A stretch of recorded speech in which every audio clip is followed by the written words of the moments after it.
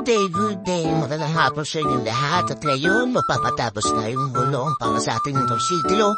At gagawin na natin indulo. Yan, tara samahan niyo ako. Biyahe tayo. Let's go!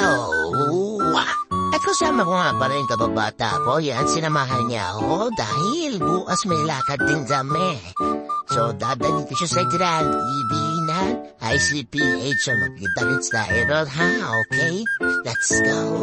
So, andito na nga pala tayo ngayon sa Ayala Bridge. Napaganda ng bridge na to. Sarap tambayan, lalo na ng mga hold-upper. Charot, ang dami hold-upper doon dati. Dati yun, hindi ngayon. At andito na nga tayo sa Tondo. Ayan, hinahanap na lang natin yung eksaktong lugar. Buksan yung shock na pagtatabasan natin ang ating upuan para maging into-into na to. So, ayan, hanapin lang natin hanggang sa nakita na natin na yung tabi ng panangalotohan. At ito na nga. And ako, pogi ko. Diba?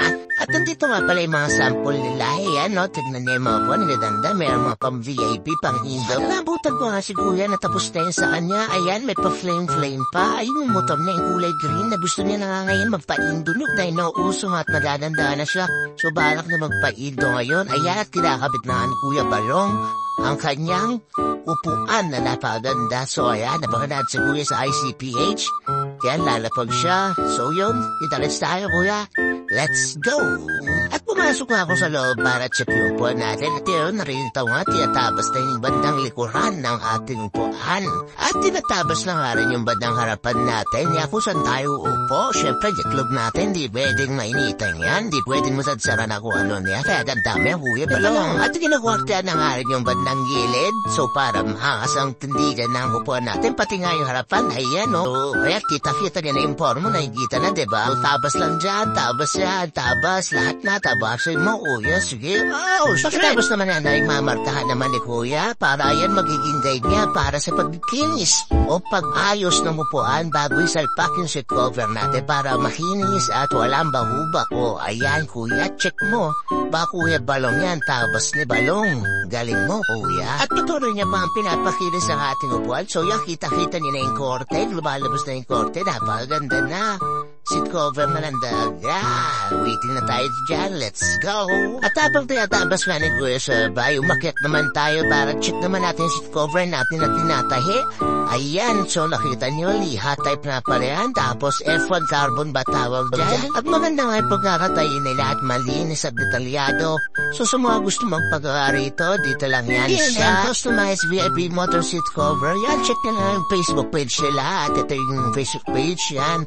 So, message lang kayo, napakamura, napakahusay, at napaganda ang kanilang gawa. At dito nga ay nilalapat na ang seat cover sa ating upuan at maya-maya ay kakabit na yan via gun tacker. So, ayan, kiniklik muna para maayos at hindi magkakula-kulabot. At ayan, ginagantaher na nga sa ating upuan ang seat cover at sa mga nagtatanong kung bakit mayroong plastic na itim ang garbage wrap dyan sa upuan. Pa yan, maging proteksyon pag umulan na hindi mabasa yung foam natin. At ito na yung finished product at kitang-kita naman napakaganda at lapat na lapat yung seat cover. So ano bang hinatay natin? Kabit na natin to. Ayan na, kinakabit na nga ni Kuya Balongski. Ayan o, shoutout Indo Boys plus 63. Let's go. At ayan, malapit na makabit ni Kuya Balongski. At yan yung motorsiklo natin, carbon loading. Kaso dirty and dumi-dumi. At ito at nakabit na nga yung upuan sa ating motorsiklo. Yan ang itsura, carbon ang datingan. Ang lupit mo naman.